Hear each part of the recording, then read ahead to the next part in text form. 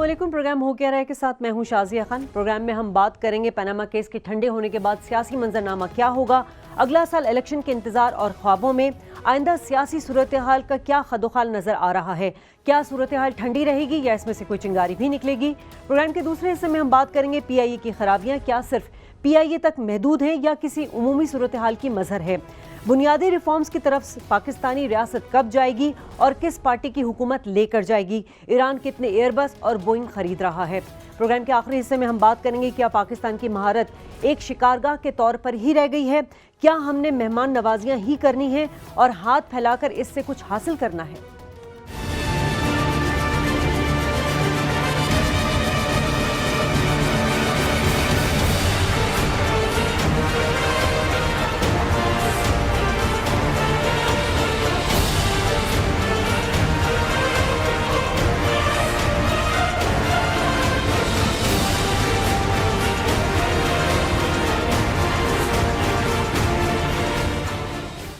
नाज़रीन, अगर पूछा जाए कि पाकिस्तान का वाहिद मसला पनामा लीक्स है तो यकीनन जवाब होगा हरगिज़ नहीं, लेकिन सब ने देखा कि पनामा के बादल इतने गहरे थे कि हर चीज़ धुंधला गई। बहरहाल अब पनामा केस का ठंडा हो चुका है और अगले साल जनवरी में इस केस की समाअत असर नौ शुरू की जाएगी। और साथ साथ अगर अगले साल की बात करें तो यही साल हमें इंतखाबी मौसम की आमद की भी नवीद सुनाता है, उस पर भी तैयारियाँ होंगी, ख्वाब भी देखे जाएंगे। क्या सियासी और इंतखाबी तैयारियों के माहौल में हमें खदोखाल नज़र आएंगे, इस पर बात करेंगे। मेरे साथ मौजूद है डॉक्टर फ़ारूक सलीम और अयाज अमीर। अस्सलाम वालेकुम। अयाज साहब, जो बीत गया सो बीत गया, अब क्या नज़र आ रहा है अगले साल से आपको?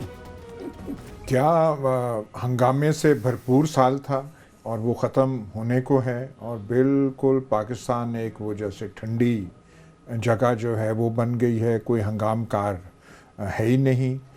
पनामा के बारे में शोर था, वो जज साहिबान ने वो ऐसे अपने वो जो रोब्स उनको कहते हैं वो जो उन्होंने ऐसे झाड़ के अलहदा हो गए और कहा कि ये भी ना समझा जाए कि हमने इस केस को सुना भी है, मतलब है कि वो असर नौ सब कुछ होगा।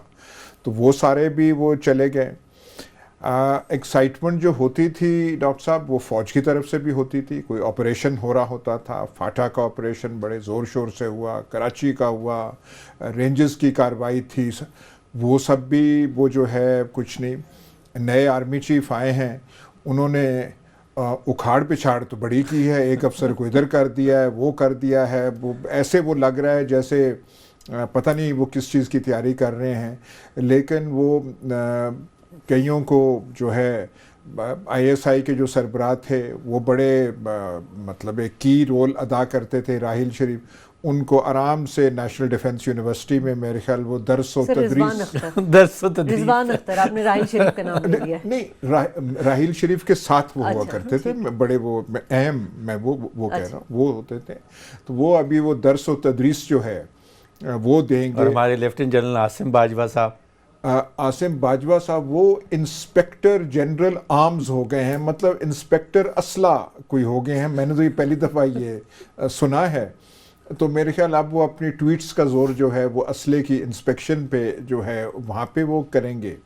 हमारे चकवाल के थे अशफाक नदीम, उन्हें कहते थे फ्रंट रनर हैं, ये हैं वो हैं, बड़े अच्छे हैं, फलाना CGS रहे थे मुल्तान को, वो पता नहीं कहाँ चले गए हैं। रमदे साहब थे कि हाँ उनका ये है, वो तो वो सब कुछ होगा। तो फ़ौज की तरफ से भी बिल्कुल एक जो है वो जो आप एक्साइटमेंट हंगाम उसकी आप तवक्को कर सकते थे वो बिल्कुल ख़त्म। सियासत जो है अब बस मेरे ख्याल वो तलाल चौधरी हैं और दानियाल अजीज़ हैं और कुछ वो अभी तक PTI की तरफ से भी कुछ वो चीज़ नहीं है। वो पार्लियामेंट में जाने का फ़ैसला कर लिया PTI ने कि वापस पार्लियामेंट जा रहे हैं कल। सर कहाँ धरने और क्या, वो पार्लियामेंट में जाना तो अपने आप को वैसे ही वो तो एक मतलब है कि सबसे बोरिंग जगह आप कोई अगर तलाश कर सकते हैं। और मैं मुबालगे से बात नहीं कर रहा, मैं तो तजर्बे की। इतनी मेहनत करते हैं MNA बनने के लिए, इतना पैसा खर्च करते हैं और आप उसको बोरिंग जगह कह रहे हैं। इतना वो सख्त जान होता है वो इलेक्शन, वो इतना सख्त जान होता है कि आप इलेक्शन के दौरान आप कहते हैं कि आइंदा मेरी तौबा मैं कभी नहीं करूँगा। लेकिन सियासतदान जो है वो फिर तैयार हो जाता है जब भी इलेक्शन आता है। तो ये वो सूरत हाल, लेकिन जो पार्लियामेंट है वो एक्साइटमेंट इलेक्शन कैंपेन की और होती, लेकिन जो पार्लियामेंट में है वहाँ जाके बैठे होते हैं, ना कोई वहाँ बात होती है ना कुछ होती है, आपको वहाँ पे ये तनख्वाहें बढ़ती हैं, डेवलपमेंट फंड्स करोड़ों रुपए के सालाना मिलते हैं। सर डेवलपमेंट फंड जो एज एन MNA आपको कोई करोड़ 2 करोड़ के मिलते हैं, वो कोई इतने ज़्यादा नहीं होते। अब करोड़ 2 करोड़ की कोई वैल्यू नहीं रही है। सर वो कोई एक वो तो एक ढंग की सड़क भी नहीं बनती, वो कुछ 4-5 फरलांग की सड़क भी हो तो वो ढंग सब की सड़कें तो नहीं बनती। बनानी, गाड़ी वाड़ी खरीदनी है। पर एक मैं आपसे कह दूं, मुझे पीपल्स पार्टी के एक्टिविस्ट थे जब मैंने बना था, तो उन्होंने मुझसे पूछा था कि आपकी इसमें परसेंटेज जो आपको करोड़ रुपया मिल रहा है उसमें आपकी परसेंटेज कितनी है, ये उन्होंने सीरियसली पूछा, और मैं कोई आपसे मजाक नहीं कर रहा। मैंने कहा कौन सी परसेंटेज? तो उन्होंने कहा कि आप ये हमें दे दें तो हम आपको परसेंट, वो लाहौर के थे रहने वाले, उनका ताल्लुक दूर दूर से चकवाल से नहीं था। बलूचिस्तान में तो 50% कहा जाता है परसेंटेज, कोई पंजाब में शायद कम डेरा हो। इस्माइल खान का भी था कोई, कि बहुत सारे MNAs जो हैं उनके डेवलपमेंट फंड्स कहाँ खर्च हो रहे हैं, एक कोई मखसूस हल्का था DI खान में वहाँ पे था।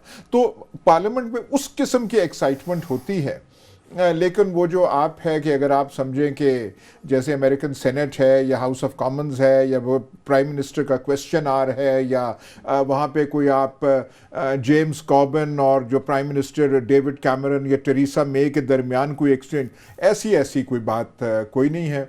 वो धरने में के बाद जो एक जॉइंट सेशन हुआ था उसमें कुछ फायरवर्क्स चली थी जब एतजाज़ एहसन वगैरह ने तकरीर की और वो सब कुछ, लेकिन और कुछ नहीं है। यहाँ सब जो बरतानवी पार्लिमानी निज़ाम है जिसको हम फॉलो करते हैं, उसके 2 मेजर सतून जो हैं, एक हुक्मरान जमात है, एक अपोजिशन जमात है, और इन दोनों के बगैर पार्लियामेंट नहीं चलती।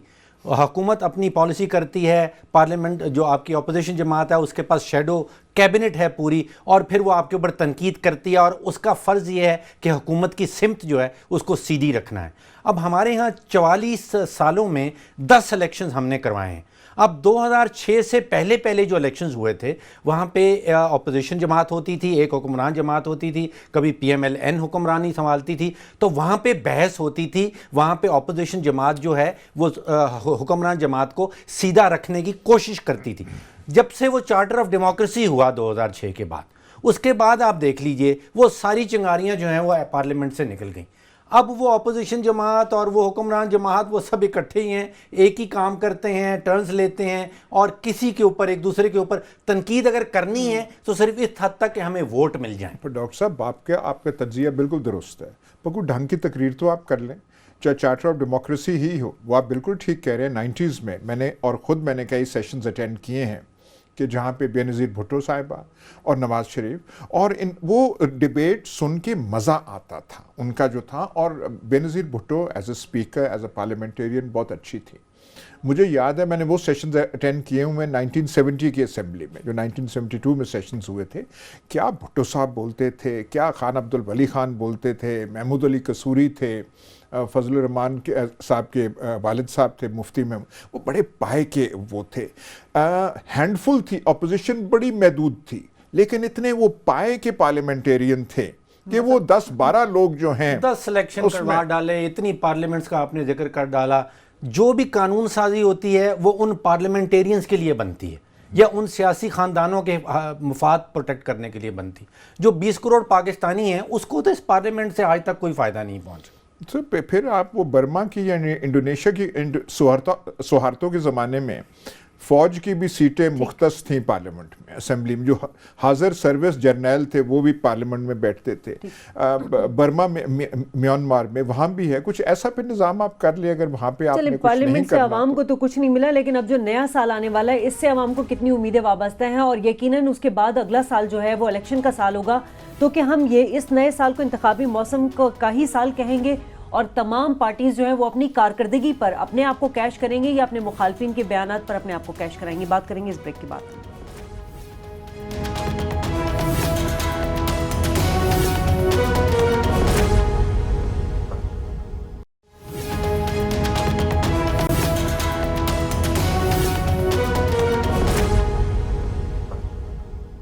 پروگرام میں ایک بار پھر خوش آمدید ناظرین. اور پیناما لیکس کے بارے میں ہم بارہا بات کر چکے ہیں کہ سیاسی اور عدالتی فورم پر اتنا زیادہ فوکس رہا کہ تمام دیگر ایشوز جو ملک کے منظر نامے پر تھے وہ دھندلا گئے تھے.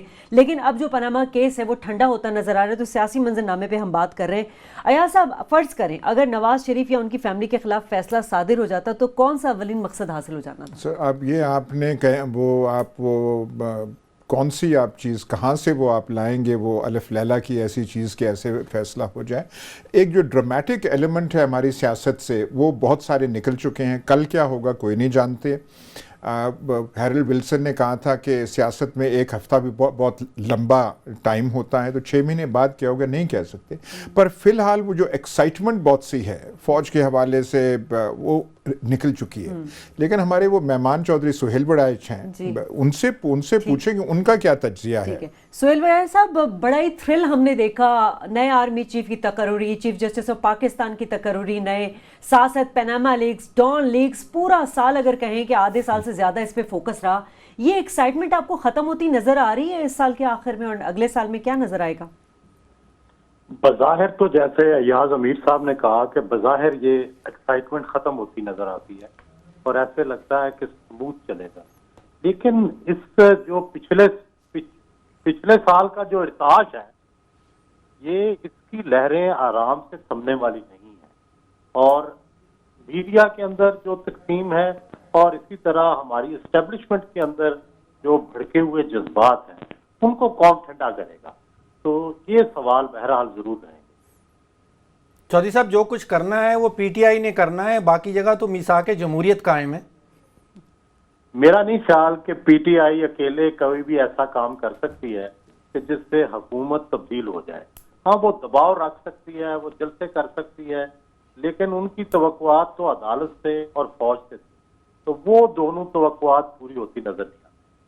اچھا, شاہ محمود قریشی صاحب نے آج ہی کہا ہے کہ یہ پارلیمنٹ ہے یا مجلس شورا ہے, اس سے کیا مراد ہے ان کی؟ مطلب ان کا مطلب تو ظاہر یہ ہوگا کہ یہ پارلیمنٹ ٹوتھ لیس ہے, اس کے دانت نہیں ہے, اور یہ سچ بھی ہے کسی حد تک. لیکن اس میں پی ٹی آئی کا بھی بڑا رول ہے کہ اگر پی ٹی آئی پارلیمنٹ کو ایک مؤثر ادارہ بناتی, ہمیشہ جوائنٹ اپوزیشن بن جاتی ہوتی ہے. یہ پہلی دفعہ ہے کہ 3.5 سال ہونے کو آئے ہیں اور ابھی تک جوائنٹ اپوزیشن نہیں بنی, ابھی تک کوئی جوائنٹ اسٹریٹجی نہیں بنی, اور یہ بھی نظر نہیں آ رہا کہ اگلے الیکشن میں کوئی الائنس بھی ہو پائے گا اپوزیشن کا. تو جب یہ ساری پارٹیاں الگ الگ رہیں گی تو ڈیفینیٹلی پھر تو مسلم لیگ نون کا پلہ بھاری رہے گا. اگر ماضی میں دیکھیں تو ہمیشہ حکومت کے خلاف ایک اپوزیشن الائنس بنتا ہوتا ہے. یہ نواز شریف کی کامیابی سمجھیں یا پی ٹی آئی کی ناکامی سمجھیں, ابھی تک اپوزیشن کا الائنس نہ بننا میرا خیال ہے کہ بہت بڑی ناکامی ہے. تو سہیل صاحب, اگر پارلیمنٹ بھی کہا جا رہا ہے کہ ٹوتھ لیس ہے, وہ کمیشن جو بننے والا تھا وہ بھی ٹوتھ لیس ہے, ایف بی آر, ایف آئی اے, وہ سب ٹوتھ لیس بن گئی, تو یہ دانت سارے کہاں چلے گئے؟ دیکھیں, دانت تو اپوزیشن بناتی ہوتی ہے نا. جب اپوزیشن کا اتحاد بنتا ہے اس سے ایک تاثر بنتا ہے کہ اب حکومت کو ٹف ٹائم ملے گا, اور وہ ٹف ٹائم پھر ملنا شروع ہو جاتا ہے. پھر مختلف اداروں سے کچھ نہ کچھ بہادر لوگ سامنے کھڑے ہو جاتے ہیں. لیکن اس دفعہ تو مجھے ایسے لگتا ہے کہ جو بھی کوئی اسٹریٹجی بنا رہا ہے اپوزیشن کی, بڑی فالٹی اسٹریٹجی ہے. تاثر ضرور اس سے حکومت کے خلاف مزید پختہ ہوا ہے. ان کا میاں صاحب کا اور ان کی فیملی کے بارے میں سوالات اٹھنے شروع ہو گئے ہیں, لیکن یہ سارے مورل سوالات ہیں, لیکن کوئی قانونی یا ایسا سوال نہیں ہے کہ جس سے ان کو فوراً اقتدار چھوڑنا پڑے. اچھا سہیل صاحب, کیا آپ نے جوائنٹ اپوزیشن کی بات کی, کیا وجہ نظر آ رہی ہے آپ کو؟ کیا اقتدار کی بندر باٹ میں سب حصے دار ہونا چاہتے ہیں یا پھر سب کے اپنے اپنے مفادات ہیں؟ نہیں, ہمیشہ جب اپوزیشن الائنس بنتا ہے تو پہلے انڈرسٹینڈنگ ہوتی ہے کہ بھائی ہم یہ اپوزیشن الائنس بنا رہے ہیں, اگلا جو سیٹ اپ ہوگا اس میں کس کو کیا سٹیٹس ملے گا. تو میرا خیال ہے کہ اس میں پی ٹی آئی کسی اور کو ساتھ ملانے کے لیے تیار نہیں ہے, اور دوسرے چاہتے ہیں کہ ہماری سٹیکس بتائیں. یعنی پیپلز پارٹی ظاہر ہے یہ جاننا چاہے گی کہ اگر آپ جیتتے ہیں اور ہمارے ساتھ الائنس بناتے ہیں تو کیا ہمیں حکومت میں بھی ساتھ ملائیں گے یا نہیں جی. اور ظاہر ہے پی ٹی آئی یہ رسک نہیں لے سکتی, کیونکہ وہ اب سمجھتی ہے کہ ہماری پاپولیرٹی میں فرق پڑے گا اگر پیپلز پارٹی کے ساتھ اتحاد بناتے ہیں. بہت شکریہ بہت شکریہ آپ کا سہیل صاحب، آپ ہمارے ساتھ موجود تھے. ایاز صاحب، ایک بات سمجھ آئی کہ قصوروار صرف ہم نون لیگ کو نہیں کہہ سکتے، یعنی کہ حصے دار اس میں جو ہیں وہ اپوزیشن پارٹیاں بھی ہیں. میں چودھری سہیل بڑیچ کی انالیسس سے اتفاق نہیں کرتا. اچھا، یہ جو کہہ رہے ہیں کہ الائنس ایک بنتا ہے، اس میں سب شریک ہوتے ہیں، موجودہ حالات میں میں دیکھتا ہی نہیں ہوں کہ پیپلز پارٹی یا فرض کیجیے جو کہ مولانا فضل الرحمان وہ دل سے نیتاً کسی صحیح اپوزیشن الائنس کے حصہ بن سکتے ہیں. وہ مجھے کوئی وہ جو فیکٹرز ہیں کوئی نظر آتے ہی نہیں ہیں. میں نہیں سمجھتا کہ ایسی کوئی صورتحال بن سکتی ہے کہ زرداری صاحب فیصلہ کریں کہ نہیں، ہم نے جو بھی ہے اپوزیشن الائنس کا حصہ بن کے ہم نے نون لیگ کا جو ہے مخالفت کرنی ہے. میرے خیال ہے پاکستان کا جو سیاست ہے اور جو اس کا ایک سوشیو اکنامک پروفائل ہے وہ ایسے ہو چکا ہے کہ جو دو بڑی پارٹیز ہیں ان کے سٹیکس، آپ فائنینشیل سٹیکس کہہ لیجئے، کمرشل سٹیکس کہہ لیجئے، وہ اتنے بڑے ہو چکے ہیں، انہوں نے اتنا حاصل کر لیا ہے کہ وہ جو پالیٹکس آف کنفرنٹیشن جو ہماری تاریخ جس سے جو ہے وہ نظر آتی ہے عبارت وہ کر کے، وہ ایسی چیز رہ نہیں گئی. ایاز صاحب، ایک سیاسی ڈھانچہ ہے جس کا آپ نے ذکر کیا، ایک مالی ڈھانچہ ہے، معاشی ڈھانچہ ہے، اور ایک الیکشن کا طریقہ کار ہے. یہ سٹیٹس کو کی تینوں چیزیں ہیں. اگر آپ تقسیم کرنا چاہتے ہیں پارٹیز کو تو وہ اینٹی سٹیٹس کو اور پرو سٹیٹس کو. پیپلز پارٹی جو ہے وہ بھی چاہتی ہے کہ جس طرح 70 سال سے پاکستان چل رہا ہے اسی طرح چلتا رہے. پی ایم ایل این بھی یہی چاہتی ہے کہ جس طرح آپ کا الیکشن کا نظام چل رہا ہے، جو آپ کا معاشی ڈھانچہ ہے، جو آپ کا معاشی نظام ہے، وہ اسی طرح چلتے رہے. تو یہ تو سب ایک ہی پلیٹ فارم پہ، یہ سارے پرو سٹیٹس کو پارٹیز ہیں. صرف پی ٹی آئی میں وہ بھی عمران خان صاحب، اگر آپ ان پہ فوکس کر لیں، وہ اینٹی سٹیٹس کو پارٹی ہیں. سر میں ایک اس میں صرف وہ تھوڑی ایک وہ ترمیم کروں گا کہ 1977 میں جب بھٹو صاحب کے خلاف یہ اپوزیشن پارٹیز تھیں، یا جب نواز شریف اور بے نظیر بھٹو آپس میں تصادم کی راہ پہ چلتے تھے، تو دونوں طرف سے 77 میں بھی وہ ساری سٹیٹس کو کی پارٹیز تھیں. پی این اے بھی سٹیٹس کو کی پارٹیز تھیں. وہ کوئی بنیادی پیپلز پارٹی تو اوریجنلی سٹیٹس کو پارٹی نہیں تھی، اس نے معاشی نظام الٹا سیدھا کر کے رکھ دیا. سب نیشنلائزیشن ہو گئی، اسکول تک نیشنلائز کر لیے گئے. میں صرف کہہ رہا ہوں کہ ان کے جو مخالف تھے، جو پی این اے جو مخالف تھے، اس مخالفت کے اور بہت سارے وجوہات تھے. سٹیٹس کو پہ اتنا اٹیک، اور جتنی کوئی انقلابی چنگاری پیپلز پارٹی کی تھی 77 تک وہ ختم ہو چکی تھی. پھر اور کوئی وہ اصلاحات نہیں لا رہے تھے. وہ مخالفت ایسے تھی کہ بھٹو صاحب کی جان کے پیچھے وہ پڑے ہوئے تھے کہ ہم نے ذوالفقار علی بھٹو کو ختم کرنا ہے. بے نظیر بھٹو اور نواز شریف دونوں سٹیٹس کو پولیٹیشنز تھے، لیکن ان کی آپس میں رقابت بہت سخت تھی. آج کل جو ہے وہ سٹیٹس کو والا آرگومنٹ اپنی جگہ، لیکن یہاں تو کچھ وہ پیپلز پارٹی جو ہے وہ جو آپ یوں سمجھ لیجیے کہ سٹیٹس کو کے حامی بھی ہوں یا مخالف بھی ہوں، لیکن آپس میں رقابت جو ہے اس قسم کی رہی نہیں. وہ کہتے ہیں سندھ تک ہم ہیں، پنجاب میں آپ ہیں، کرتے رہیں. پی ٹی آئی شور مچاتی ہے، طاہر القادری کرتے ہیں، وہ سیاسی مین سٹریم سے باہر ہیں. باقی مولانا فضل الرحمان وغیرہ کھل کے موجودہ حکومتی ڈھانچے کے ساتھ ہیں. تو وہ جو ایک ہوتا ہے کہ علم بغاوت کا کوئی اٹھائے جماعت سوائے پی ٹی آئی ہے وہ کر رہی ہے، باقی وہ ہے ہی نہیں، اور اس کے ساتھ ملنے کو تیار نہیں. اور ایک بات چودھری سہیل بڑیچ کی ٹھیک ہے کہ پی ٹی آئی کسی کو ملانے کے لیے تیار نہیں ہے. یہ جو جمہوری ڈھانچہ ہمارا ہے، 10 الیکشنز کروائے 44 سالوں میں، اس سے عام آدمی کو جو ووٹر تھا، جو شہری تھا، اس کو اس میں کیا ملا؟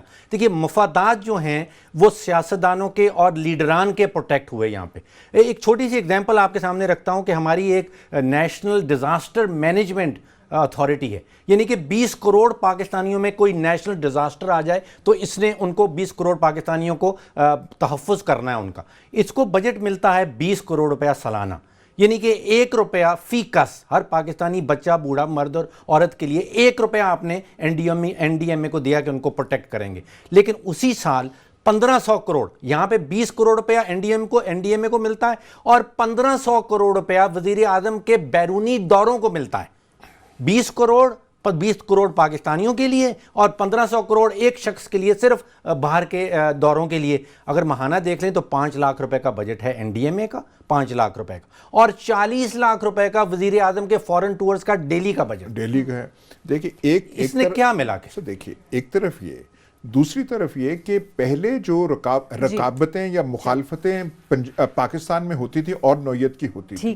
اس وقت جو دو بڑی پارٹی, جو سابقہ جو بڑی پارٹی, ایک سرمایہ دار طبقہ, دوسرا سرمایہ دار طبقہ, دبئی میں جائیداد ہے, دبئی میں جائیداد ہے, لنڈن میں ہے, نیو یارک, یہ جو ہے صورتحال یہ کبھی پاکستان نے پہلے نہیں. چلیں بریک لینا ہوگا ناظرین. اب دیکھنا یہ کہ پاناما کیس پر سیاست چمکے گی نئے سال میں یا نہیں, لیکن آنے والا سال جو ہے وہ جو سیاسی جماعتیں ان کی کارکردگی کو پرکھنے اور تولنے کا سال ضرور رہے گا.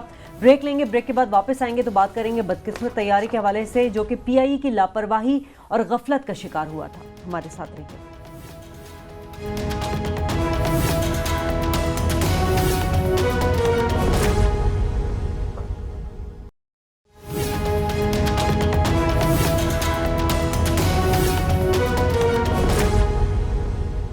ویلکم بیک ناظرین. اور جیسے کہ طیارہ حادثہ ہوا تھا جس میں انسانی جانوں کو بے پرواہی یا نیگلیجنسی کہہ لیں, جس کی وجہ سے وہ حادثہ جو ہے رونما ہوا, لیکن سوال یہاں یہ کھڑا ہو گیا کہ پی آئی اے کا جو حادثہ ہوا ہے کیا وہ پی آئی اے تک ہی محدود ہے؟ کیا ہمارے دیگر جو ادارے ہیں جیسے ریلوے ڈپارٹمنٹ ہو گیا ہمارا, یا اسٹیل ملز ہو گئے, یا ہمارے ایکسپورٹ ہو گئے, یا ہماری ریمیٹنسز ہو گئی, بہت ساری ایسی چیزیں ہیں, کیا وہاں خرابیاں نہیں ہیں؟ ایاز صاحب, ہم نے دیکھا ہے کہ ہمارے جتنے ادارے ہیں وہ مالی مشکلات, بدعنوانیاں, مس مینجمنٹ, ان تمام چیزوں کا شکار نظر آتے ہیں, جس کی وجہ سے یہ اتنا بڑا حادثہ بھی ہو جاتا ہے. نہیں دیکھیں نا, یہ آپ نے کہہ دی ساری بات کہ صرف یہ پی آئی اے تک محدود ہو یا ایک A T R aircraft کا حادثہ ہو تو پھر تو آپ کہیں ہاں جی یہ ہوتا ہے. پر ڈاکٹر صاحب آپ جہاں بھی نظر دوڑائیں, کل جو آپ نے پروگرام کیا کہ یہ ہماری انکم اتنی کم ہو گئی ہے, ہم وہ قرضے کے اس گرداب میں ہم پھنستے جا رہے ہیں, ایکسپورٹس ہماری گر رہی ہیں, ہمیں شکر کرنا چاہیے کہ تیل کی قیمتیں کم ہوئی ہیں. اگر وہ سابقہ اس پہ رہتی پھر ہماری کیا حالت ہوتی. اسٹیل مل کا آپ نے ذکر کیا, ریلویز کا کیا وہ خسارے سے منافع میں آ گئی ہے, ہماری پاور ڈسٹریبیوشن کمپنیز کیا کوئی ٹھیک ہو گئی ہیں, ہم باقی کوئی ہم ترقی کر رہے ہیں, کوئی کالجز, سکولز, ہسپتال ہمارے بہتر ہو گئے ہیں. تو یہ وہی بات ہے کہ ہم ان پہ توجہ جو ہے بنیادی جو ہمیں ریفارمز کرنے چاہیے. میں تو آپ سے پوچھوں گا یہ ہم کب کریں گے, کون سی حکومت کرے گی, کون سی پارٹی کرے گی؟ یار سب خدا کا اتنا شکر ہے, اتنا کرم ہے اس ملک کے اوپر, ہم کو ریفارمز کرنے کی قطعاً ضرورت نہیں ہے. اتنا مال ہے اس ملک کے اندر. آپ سوچئے کہ میں ایک کمپنی, ابھی آپ نے پی آئی اے کا ذکر کیا, آپ ریلویز کو چھوڑ دیں اور وہ ڈسٹریبیوشن کمپنیز کو چھوڑ دیں. ایک پریزنٹیشن پی آئی اے والوں نے خود دی ہے پبلک اکاؤنٹس کمیٹی کو اکتوبر 25 تاریخ کو. میں حیران رہ گیا ہوں کہ اتنا مال آتا کہاں سے ہے جو ہمارے لیڈران کی مینجمنٹ کے اندر غرق ہو جاتا ہے. 180 ارب روپے کا پی آئی اے کا نقصان انہوں نے بتایا ہے 5 سال میں. پچھلے 5 سال میں پی آئی اے نے, ان کے پاس 2-3 درجن سے زیادہ ایئر کرافٹ نہیں ہے, چھوٹی سی ایئر لائن ہے دنیا کے ایئر لائنز کے مقابلے میں, 180 ارب روپے کا 5 سالہ نقصان. اس کا مطلب یہ ہوا کہ ماہانہ 300 کروڑ روپیہ, 10 کروڑ روپیہ روزانہ کا, every single day of the year, 360 دن ہے, ہر روز 10 کروڑ روپے کا پی آئی اے نقصان کرتی ہے, ماہانہ 300 کروڑ روپیہ بن جاتا ہے. آپ سوچئے کہ پچھلے دنوں جب وزیر اعظم صاحب گئے تھے علاج کے لیے برطانیہ, تو ایک 320 سیٹوں والا بوئنگ 15 دن تک ان کی خدمت وہاں کرتا رہا, جس کا ٹیکہ جو وی آئی پی فلائٹ جس کو کہتے ہیں وہ کوئی 2 ارب روپے کا وی آئی پی کا ٹیکہ لگتا ہے. اس میں کوئی تبدیلیاں بھی کی گئی تھیں ان کے آرام کے لیے, کیونکہ ان کی صحت اچھی نہیں تھی تو کچھ تبدیلیاں بھی کی گئی. 2,87,000 مفت کے ٹکٹ پی آئی اے نے دیے ہیں, جس کا مالی ٹیکہ بنتا ہے 5 ارب روپے کا. آپ نے تیل کی قیمت کا ذکر کیا, میں پی آئی اے کو دیکھ رہا تھا کہ 2014 میں کیونکہ تیل کی قیمت بڑی ہائی تھی, 14 ارب روپے کا وہ تیل خریدا کرتے تھے. 2015 میں وہ گر کے 7 ارب رہ گیا. آپ کو 7 ارب روپیہ بچنا چاہیے تھا یہاں پہ جب تیل کی قیمت آدھی ہو گئی ہے. باٹم لائن دیکھیں تو نقصان اتنے کا اتنا ہی. تو وہی میں آپ سے پوچھتا ہوں, آپ گہری نظر رکھتے ہیں اکنامکس پہ, باقی چیزوں پہ. یہی ایئر لائن تھی جو ایک زمانے میں ایک ایگزامپل تھی, ایک نمونہ صاحب آپ تھی. ہمیں بہت پرانے زمانے میں ہمیشہ لے جاتے ہیں, معلوم نہیں کس وقت وہ یہ حال تھا. یہ ایمریٹس وغیرہ جب انہوں نے سوچا تھا کہ ہم نے اپنی ایئر لائن چلانی ہے تو ہم سے مدد مانگی جی ہمارے گئی تھی. اسٹاف نے بنایا. اور یہ آپ تو ہم یہ کب جا کے ٹھیک کریں گے؟ مطلب کون سا وہ دن آئے گا, کون سا الیکشن آئے گا, کون سی پارٹی آئے گی جو ان امور پہ توجہ کچھ تھوڑی سی بھی دے گی؟ چلیں, اکرام الحق ہمارے ساتھ موجود ہیں. اکرام صاحب بہت شکریہ, آپ نے ہمیں وقت دیا. میں تو یہاں سے بات شروع کروں گی کہ اعظم سہگل صاحب نے کہا تھا کہ ہمیں امید تھی کہ ایک انجن جو ہے وہ خراب تھا اور ایک انجن ٹھیک تھا تو سفر مکمل کر لے گا. مطلب ان کا یہ بیان جو ہے وہ عوام کو یہ آگاہی دیتا ہے کہ عوام کے لیے جو سہولیات ہیں وہ کس طرح. اور ابھی ڈاکٹر صاحب نے بات کی کہ وزیر اعظم صاحب کے لیے 15 دن جو ہے وہ 320 بوئنگ طیارہ جو پی آئی اے کا 777 بوئنگ طیارہ جو ہے وہ ریزرو رہتا ہے. ہمارے کیا حالات ہیں یہ بتائیے. میں ایک ان سے سوال پوچھنا چاہتا ہوں اس میں. ڈاکٹر صاحب یہ میں آپ سے پوچھنا چاہتا ہوں کہ یہ پاکستان کو ہو کیا گیا ہے؟ ایک زمانے میں آپ ٹیکس ایکسپرٹ ہیں, آپ کا یہ شعبہ ہے, مہارت آپ رکھتے ہیں.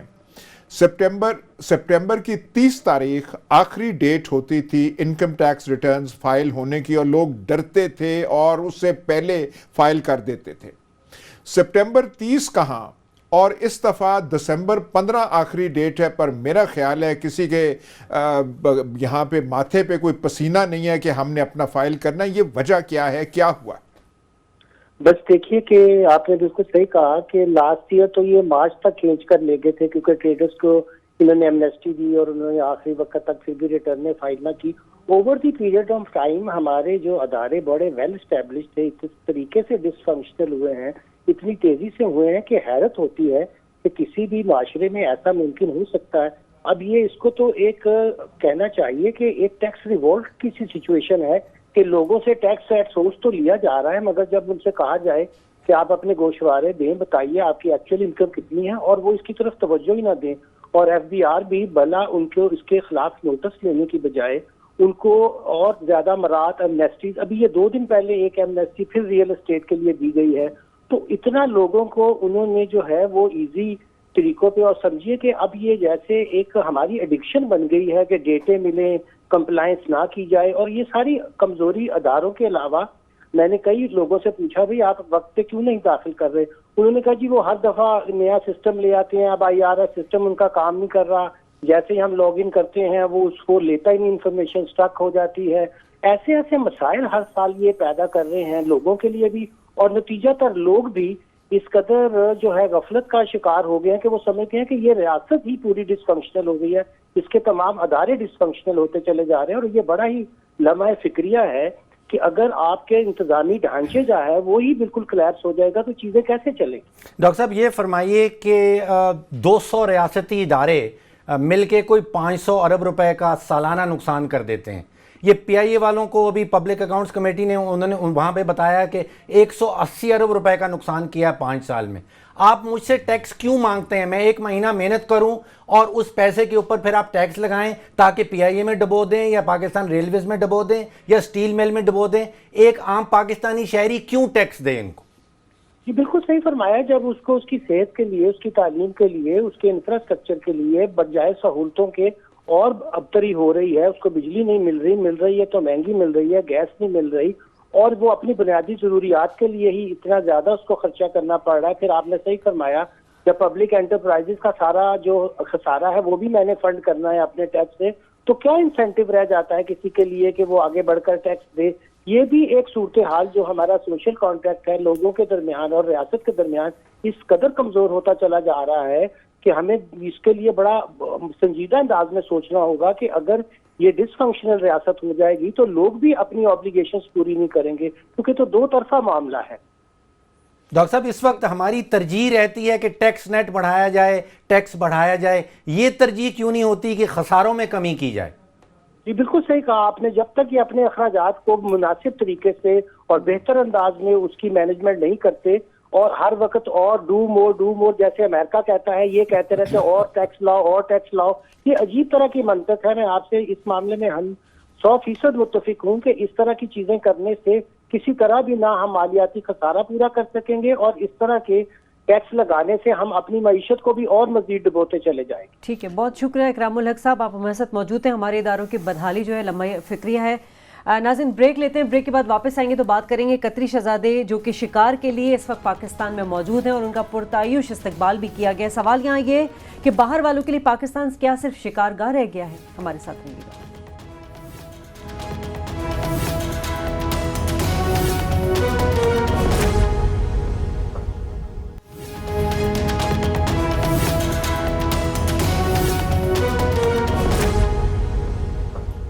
ویلکم بیک ناظرین. اور کچھ دن قبل ہم نے دیکھا کہ جس طرح چائے والے نے انٹری ماری تھی اس طرح قطری شہزادے نے بھی انٹری ماری تھی، اور اس کی وجہ یہی تھی کہ پیناما کیس جو کہ عدالت میں موجود تھا اس میں قطری شہزادے کا خط آیا تھا، اور اب وہی قطری شہزادہ جو ہے وہ پاکستان میں تلور کے شکار کے لیے موجود ہے. ایاز صاحب مجھے صرف اتنا، یہ تلور کا شکار اتنا عام کیوں، اور کیا یہ شکار صرف عرب شہزادوں کو ہی ان کی اجازت ہے کہ وہ کریں؟ آپ کسی بات پہ تو آپ راضی ہوں نا. آپ رونا پی آئی اے کا رو رہے ہیں، وہ ڈاکٹر اکرام جو ہیں وہ ٹیکس کا کہ ریاست ڈس فنکشنل ہوئی. کم از کم ایک تو شعبہ ہے جہاں پہ ہم اپنا جو سر ہے فخر سے بلند کر سکتے ہیں. سائبیریا میں نہیں ہوتا، ہمالایاز میں نہیں ہوتا، نیپال میں نہیں ہوتا، تبت میں نہیں ہوتا، چین میں نہیں ہوتا. صرف پاکستان کو یہ اعزاز حاصل ہے کہ یہاں پہ آتے ہیں، ہم پرمٹ دیتے ہیں.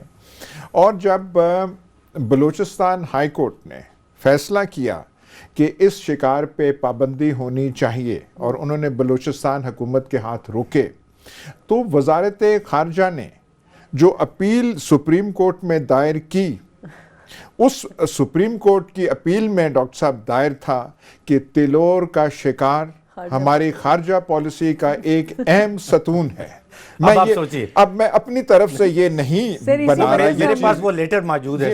انہوں نے سپریم کورٹ میں کہا کہ ہماری جو خارجہ پالیسی ہے، اس ایک زمانے میں بھٹو صاحب وہ گئے تھے دورہ وہ جو ہے امریکہ کا، تو نکسن نے کہا تھا پاکستان کے ساتھ ریلیشن وہ ایک اہم کارنر سٹون، انہوں نے بھی کارنر سٹون کا لفظ استعمال کیا تھا. جی جی، تو corner stone of Pakistan foreign policy. وہ کہاں نکسن کا کہنا کہ پاکستان کی وہ کارنر سٹون، اور یہاں پہ کیا جی کہ یہ تلور کا شکار جو ہے. تو یہ ایک ہماری کامیابی ہے. اور کسی ملک کو آج آپ کی بات سے پتہ چلا کہ ہمارے یہاں فارن منسٹر کیوں نہیں ہے. اب یہ تلور جب سارا کام کر رہا ہے تو ہماری یہ جب میں نے اچھا ہماری فارن پالیسی جو ہے اس کا یہ بنیادی ستون ہے تلور، ایک اہم ستون ہے. اب یہ 97,000 باقی رہ گئے، جو ایسٹیمیٹ ہے وہ 97,000 تلور باقی رہ گئے. جب یہ سب کو شکار کر دیا جائے گا تو پھر ہمارا فارن پالیسی کس کے اوپر ایٹمی طاقت، ایاز صاحب ایٹمی طاقت چھٹی بڑی فوج دنیا میں، اور ہمارا فارن پالیسی کا بنیاد جو ہے اسلام کا قلعہ بھی وہ تلور کے اوپر، ایک پرندے کے اوپر. اتنی فریجائل آپ کی فارن پالیسی، اور آپ خود سے لکھ کے سپریم کورٹ کو دے رہے ہیں. وہ بین سپریم کورٹ نے کیا تھا ایاز صاحب، اگست 2015 میں سپریم کورٹ نے بین کیا تھا، اور دوبارہ سے اپیل کی تھی پنجاب حکومت نے، بلوچستان حکومت نے، سندھ حکومت نے اور فیڈرل حکومت نے مل کے.